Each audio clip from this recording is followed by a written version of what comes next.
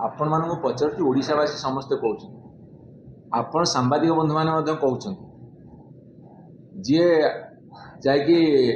बाजा बजेकी ढोल पिटिकी दलीय नेतृत्व विरुद्ध में कहीकि आम भोट देचु बोली कहीकि पार्टी करूटिंग गलुनु जीवनु आम देखू कौन हम एक कहला पर से स्वेच्छाकृत भाव में दल मेम्बरशिप जाना त्याग करना माने कौन टिके उत्तर देते एवं तांकर जो आचरण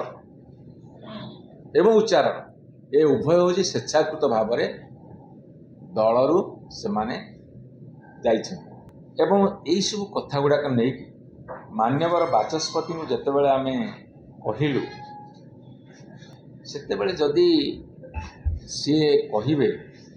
जे आपको ठीक है जांच है आफिडेविट देलेनी एवं जो किसी प्रोसीजरल डिफेक्ट रहिला ये सब कथा कही सांविधानिक मर्यादा को उल्लंघन करा जाइछि एवं ये त्रुटि गुड़ाक सुधारा जा पाता ये सब एत गोटे क्लरिकाल एरर कौन थी भाव कि ना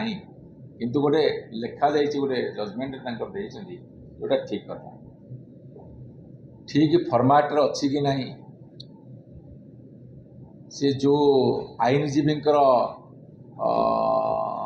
सहारा नहीं बा परामर्श नहीं ड्राफ्टिंग करा जाइथिबो से माने उत्तर देवे ऑनरेबल हाईकोर्ट पाखे परवर्ती समय केते प्रोसीजरली से माने ठीक अच्छी एवं आमर ये कथा होची ओडिशार जनसाधारण जानिया को आग्रही अच्छी जे से माने जो एमएलए मान को भोट देते विजु जनता दल निर्वाचित करते से माने विजु जनता दल प्रति विश्वस्त रहिले नहीं नेतृत्व विरुद्ध रे गले दलीय हुई अवमानना कले ता साथी अनैतिक उपाय अवलंबन कले ए समस्त कथा नहीं तांकर सदस्यता पद रद्द हबार आवश्यकता अच्छी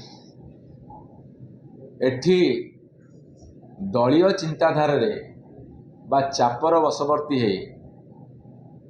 सांविधानिक दायित्व निर्वाह करिबारे विफल हैला बेले संविधान रक्षाकर्ता ऑनरेबल हाईकोर्ट उच्च न्यायालय ता साथे honourable apex court supreme court सर्वोच्च न्यायालय अच्छे विजु जनता दल निष्पत्ति होची जो कथा प्रमिला आपा कहले हिमाचल प्रदेश रे मध्य सदस्यता जाइथिला सब एवं पार्लियामेंट शरद यादव सदस्यता जाइथिला एग्जाम्पल अच्छी voluntary giving of the membership जदि दलीय विचार करा जिवो ताहाले सांविधानिक पदमर्यादा क्षीर्ण होची जदि दलीय भितर आईन को निज सपक्ष को नबाक चेष्टा करा जिवो ताले संविधान गारिमा नष्ट होची संविधान रो मर्यादा संविधान प्रणीत आईन एवं जनमत विश्वासर कथा एवं निजर नैतिकतार कथा